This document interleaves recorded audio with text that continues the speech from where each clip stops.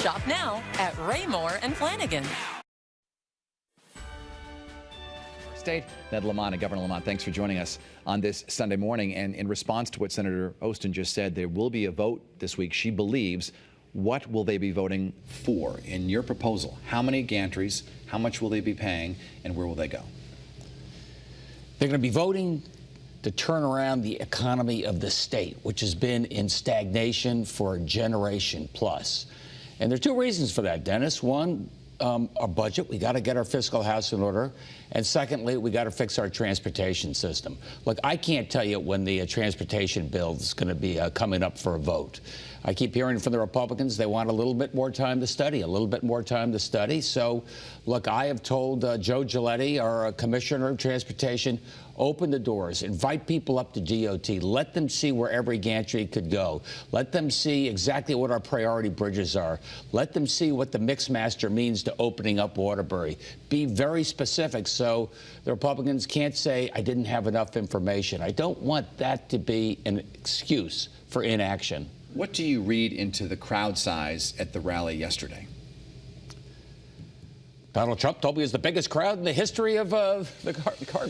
I think, look, 2,000 people, something like that, showed up. Look, they don't like tolls. They don't like to, pay for transportation infrastructure. But they certainly have a right to stand up and protest. I would say at this stage it's time to be constructive. If you have a better alternative, I'd love to hear it, Paul was good. He said, we want to borrow more money to do it. Others say they want to study it more. I'm with Kathy. I think it's time.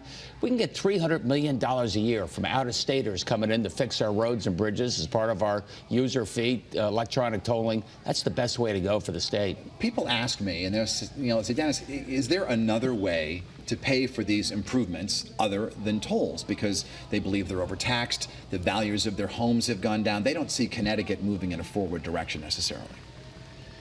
Connecticut will only move in a forward direction if we end the gridlock on I-95, fix all those broken bridges that are 90 years old plus, speed up Metro North. Every business leader I talk to says that is key to economic growth.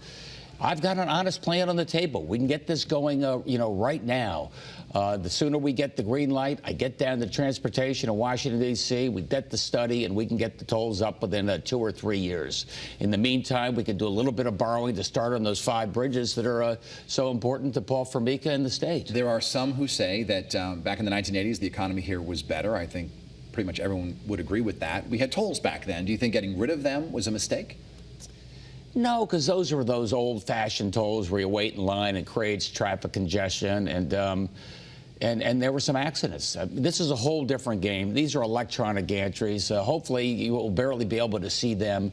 And I think we need the independent source of revenue. Take it off the balance sheet. Take it off the backs of the taxpayers. Let the users pay for the transportation. You live in Greenwich. You certainly remember the Mianus River Bridge collapse of 1983. 3 people were killed on I-95 when the bridge collapsed into the Mianus River. Do you fear, or do you have any knowledge that we have bridges that are that bad that this could happen again? No, I don't want to scare people. I mean, I am told that, you see the X's on the concrete at the viaduct, and those are things that are, quote, structurally deficient, so we got to pay attention to it. But I guarantee you, DOT is paying very close attention. I went over that Mianus River Bridge that evening with Annie on the way back, and, by a few hours. And I remember what that did to the community and more broadly. It also meant that our governor stood up and said, we're going to fix these roads and bridges. And we had a fairly serious infrastructure program. So I don't want to wait for tragedy to do the right thing. If tolls fail, do you believe that tragedy might repeat itself? If tolls fail, we've got to come up with an alternative.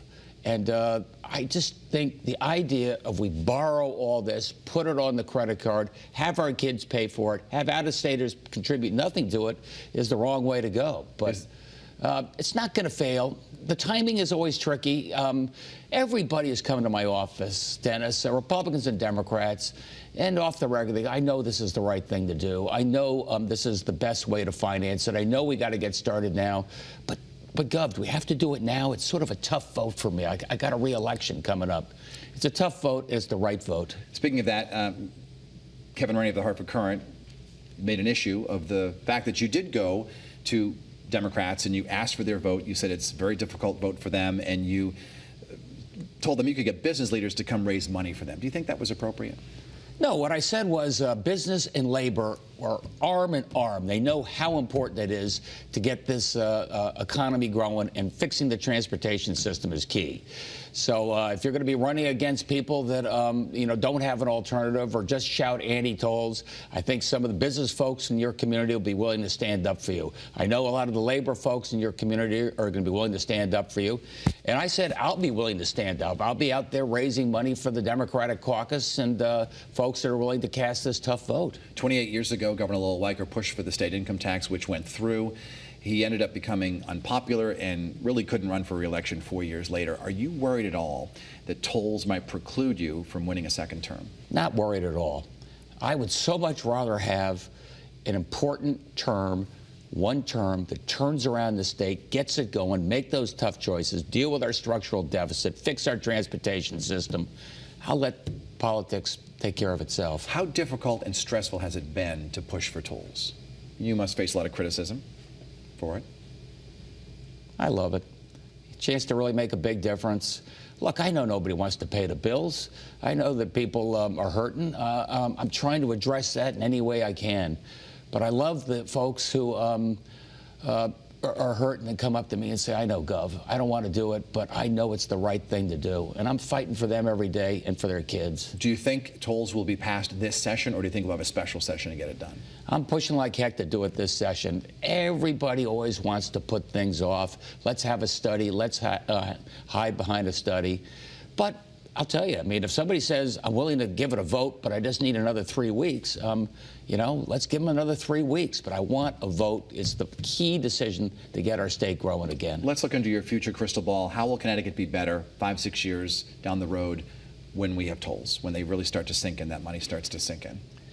First of all, our fiscal house will be in order, and we're not going to load up $700 million in debt over there. It'll be over in the Special Transportation Fund. People have a sense that we've got our fiscal house in order. We're investing in education.